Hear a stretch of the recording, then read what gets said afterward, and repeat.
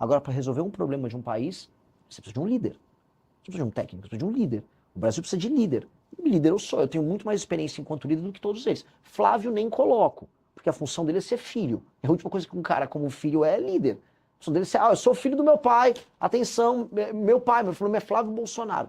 Ok, entendi. Vambora. A gente começa ali com perguntas livres. Queria começar falando das pesquisas. Você tem crescido nas pesquisas, mas ainda assim você perde com uma diferença considerável para o presidente Lula, assim como todos os outros candidatos identificados com a direita. Somados, os votos desses candidatos ultrapassariam o presidente Lula.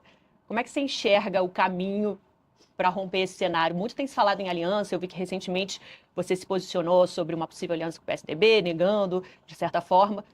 E aí, qual o caminho? Quer dizer, vocês não pensam em unir em prol de uma candidatura única da direita? Nunca, nunca. Eu vou unir com um homem fraco. Quem é fraco? Fraco, todos os outros três que estão concorrendo comigo são homens fracos. Flávio, né, dispensa apresentações, né? Talvez seja só homem forte do Vorcaro. O Zema puxa saco do Flávio. O Caiado puxa saco do Flávio. Quem é que vai ter coragem de enfrentar o crime organizado quando tem medo de tomar bronca de tia do Zap no Instagram por ter tido uma opinião contrária à família Bolsonaro? Eu não acho que esses caras sejam realmente brabos, né? Eles tentam, não, eu enfrento o crime, enfrenta. Você enfrenta o crime lá do Banco Master do Flávio. Né? Eu acho só engraçado isso. Então, minha pré-candidatura é melhor do que a deles. Então, se eles têm um senso de, vamos dizer, de vocação pública, apoiem quem é melhor. Eu sou mais inteligente. Diferente deles, eu sou presidente do meu próprio partido político. Então, eu não fico igual o Kassab, desculpa, eu não fico igual o Caiado, dependendo do Kassab. Eu não fico igual o Zema tomando pito do Partido Novo. Eu fundei um partido político. Eu não preciso puxar saco nem pedir autorização pra ninguém. Eu liderei um impeachment contra Dilma Rousseff, diferente deles. Liderei o próprio Caiado no impeachment de Dilma Rousseff. Ele vinha se consultar comigo, ele ia nas manifestações que eu convocava. Então, o que eu quero dizer com isso? Se eles têm espírito público, então eles que se juntem à única pré-candidatura que cresce de verdade e que não precisa puxar saco do Flávio Bolsonaro. Mas você acha que você tem fôlego para crescer a ponto de vencer? Sou mais novo, tenho o meu próprio partido político, tenho a maior militância dessas eleições, tenho a maior campanha em redes sociais dessas eleições. Então, sim, fôlego tenho. Tanto que, até respondendo nisso da sua pergunta, você falou, olha, você ainda perde pro Lula. E perde bem. Claro, eu sou desconhecido do eleitorado. Então, esse desconhecimento é literalmente fôlego. Porque eu tenho, diferente deles, eu tenho espaço para crescimento. Minha rejeição é muito menor e meu conhecimento também é menor. Agora, quem me conhece vota? Bom, no público que mais me conhece, que é de 16 a 24 anos, de acordo com a pesquisa Atlas, eu tenho 36%. Então, sim, isso é sintoma de um fôlego de um mergulhador campeão olímpico. Você falou de rejeição menor, mas de experiência menor também, Renan. É a tua primeira eleição para a presidência da República. Você nunca disputou um cargo legislativo, nem de vereador antes. Bom, Dilma Rousseff teve grande experiência política já, né, e deu no que deu. Fernando Collor tinha grande experiência política, foi governador e deu no que deu. Ao mesmo tempo, o Milei não tem nenhuma experiência política, está fazendo um governo reformista. O Donald Trump, não estou aqui falando um julgamento, não gosto muito do mandato do Trump. Tem alguns méritos em algumas áreas, nunca assumiu o mandato. Então, eu posso encontrar bons e maus exemplos em candidatos com experiência em cargos pretéritas. Então eu posso achar bons e maus exemplos nisso. Não é isso que determina se o cara vai ser um bom líder. O que vai determinar se eu sou um bom líder é, antes de tudo, ser um líder. E eu sou um líder político há mais de 12 anos. Eu fundei o Movimento Brasil Livre em 2014. Na fundação do Movimento Brasil Livre, eu enfrentei todas as dificuldades possíveis, derrotei um governo estabelecido, que era o governo Dilma. E não foi apenas nas ruas, eu atuei no parlamento, eu fui vice-presidente do Comitê do Impeachment, fundei o próprio partido político, liderei parlamentares ao redor do Brasil que tiveram uma atividade legislativa reconhecida, o caso do Kim Kataguiri, que é parte do grupo ao qual faço parte. Então eu tenho muita experiência política. Eu tenho muita experiência política sendo líder do bloco político ao qual faço parte. Porque ter experiência política sendo submisso a outra liderança no próprio bloco político não te credencia a ser presidente. Qual a experiência que o Caiado tem de ser líder? Líder. Ele não é líder de nada, líder nem do PSD. Tem que se submeter às decisões do Kassab. Qual a experiência do Zema de ser líder? Nenhuma. Ele tem que obedecer ambos governam estados importantíssimos. Um técnico pode ser um bom governador. O que está demonstrado, por exemplo, o Zema, até para refrendar o que eu estou falando, o primeiro cargo dele foi ser governador. Tarcísio, o primeiro cargo dele foi ser governador. E ambos queriam ser pré-candidatos à presidência da República. O que eu posso dizer para você é, um técnico como Tarcísio, que ele era um técnico do governo federal, um técnico pode assumir um mandato do ponto de vista técnico. Agora, para resolver um problema de um país, você precisa de um líder. Você precisa de um técnico, você precisa de um líder. O Brasil precisa de líder. Líder eu sou, eu tenho muito mais experiência enquanto líder do que todos eles. Flávio nem coloco, porque a função dele é ser filho. É a última coisa que um cara como filho é líder. A função dele é ser, eu sou filho do meu pai, atenção, meu pai, meu nome é Flávio Bolsonaro. Ok, entendi. Então, claramente isso não é um problema. Você fala da experiência do MBL, do movimento que você fundou ali, né, junto e que foi importante no impeachment da Dilma e que trouxe uma juventude grande, que foi essa juventude que fundou agora o partido, Missão, há menos de um ano. Agora, vou levantar uma bola que tem se falado na internet, à medida que a sua candidatura cresce, crescem também as críticas. E aí vou levantar para você. O MBL passou por dificuldades financeiras, principalmente no passado. E aí pergunta a você, teve ordem de despejo? E você, Renan, teve processos acumulados como empresário, mais de 40 trabalhistas, 16 ações civis. O que é de verdade nisso? O que você pode dizer? Você está se referindo a uma matéria do UOL, que tem todas essas acusações contra mim, essa matéria é de 2016, feita por um jornalista petista do UOL que mente ao longo da matéria o tempo todo, e é uma matéria muito desonesta. Mas é verdade o fato dos processos? Vou cada um. Você fez uma pergunta ponto a ponto, vou responder ponto a ponto.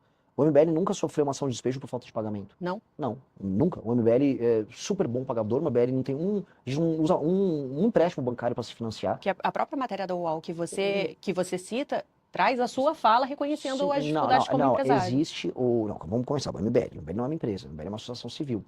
O MBL, ele alugava um local e ele foi sair do local e ele se mudou de local. Ele não devia um centavo de aluguel. Isso não existe. Eu, como empresário, trabalhava com recuperação de empresas de dificuldades. Então, aquelas dívidas, elas são oriundas daquelas empresas. E as empresas contavam com bens para pagar os débitos delas. No meu caso, foi uma empresa. E sabe quanto eu tenho, por exemplo, de dívida daquela época? Nada, não tenho nada aqui lá. Você conseguiu pagar as dívidas que você A tinha? empresa pagou as dívidas, porque as dívidas são da empresa. Então, na verdade, as dívidas eram de empresas que você representava, é isso? Que eu administrei. Eu me tornei proprietário de uma empresa, que é uma empresa de portas e janelas de aço, e foi ela. Agora, as pessoas vão lá, você pega o jornalista, e ele fala, porque a família do Renan, do não sei o quê. Não, saiba separar. Meu pai trabalhava com outras empresas, eu trabalhei com uma empresa. E essa empresa, eu saí dela. E essa empresa tinha bens que arcavam com os débitos dela, e era uma empresa que já tinha dificuldades. A matéria é tão desonesta, e o jornalismo daquele Vinícius Segal era tão vagabundo, que ele disse que eu criei dívidas em 1998. Eu tinha 14 anos nessa época. Tá na mesma matéria. Tá até hoje nessa mesma matéria. Então hoje não tem esses processos que você conseguiu zerar. E os trabalhistas que a gente sabe que é uma dor de muito uma empresário. Dor de tanto que eu coloco assim, eu não, em nenhum momento eu acharia deselaborador para mim ter qualquer débito em aberto. Se eu for entrar agora para grandes veículos de mídia no Brasil, a maior parte tem dívida trabalhista e tributária. O maior devedor tributário do Brasil é a Petrobras. Então dívida todas as empresas grandes no Brasil têm. O pequeno então tá todo destroçado. Então não seria nenhum motivo de vergonha e não me desabonaria em nada. Agora, é que só não é verdade, entendeu? São aquelas meias verdades que são utilizadas para atacar. Então hoje não é verdade. Não. Então, por exemplo, já sei uma matéria uma vez, falando que eu devia 60 milhões de dívidas tributárias. Cara, isso é mentira.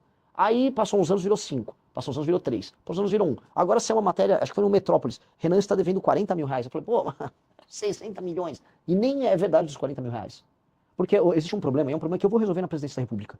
Se você tem uma dívida que ou já caducou ou foi paga, ela demora para sair do sistema da dívida ativa. Aí as pessoas ficam consultando e ficam aparecendo um débito que já não deveria estar lá. Aí você tem que entrar com uma ação contra o Estado para obrigar o Estado a retirar seu... Você entrou? Eu entrei. Eu falei, tira isso aí, porque não é mentira. Só que não só contra mim, contra qualquer brasileiro.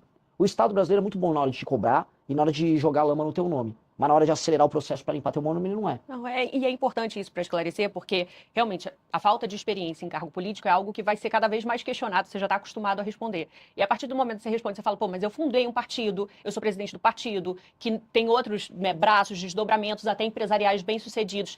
E aí tem uma outra informação que está cada vez circulando mais, à medida que você vai ganhando projeção de que, peraí, esse bem-sucedido não é tão bem-sucedido assim, é importante te ouvir para esclarecer, para falar, olha, hoje houve, não tem mais, o MBL caminha muito bem, enfim, não teve ordem de despejo. O MBL nunca teve nada disso. Assim, você pode despejar uma pessoa por vários motivos. Por exemplo, você não quer mais continuar com aquele contrato. Sim. Não só por falta de pagamento. Sim. Exato. Então, foi o caso aí. Foi esse o caso? Foi. Só que aí o jornalista, vou colocar, um jornalista vagabundo, ele bota o que ele quiser na matéria. Volta a colocar. Ele falou que eu contraí dívidas com 14 anos, em 1998. Tá nessa matéria. Então, eu só lamento. Agora, do ponto de vista da gestão empresarial, o MBL é o maior caso de sucesso disso. O MBL é falando aqui do outro lado, a gente criou a segunda maior revista de cultura e política do Brasil, que é a revista Valete. Só perde para Piauí no número de usuários. A gente tem uma rede social própria, departamento de desenvolvimento e engenharia, rede social própria com milhares de usuários.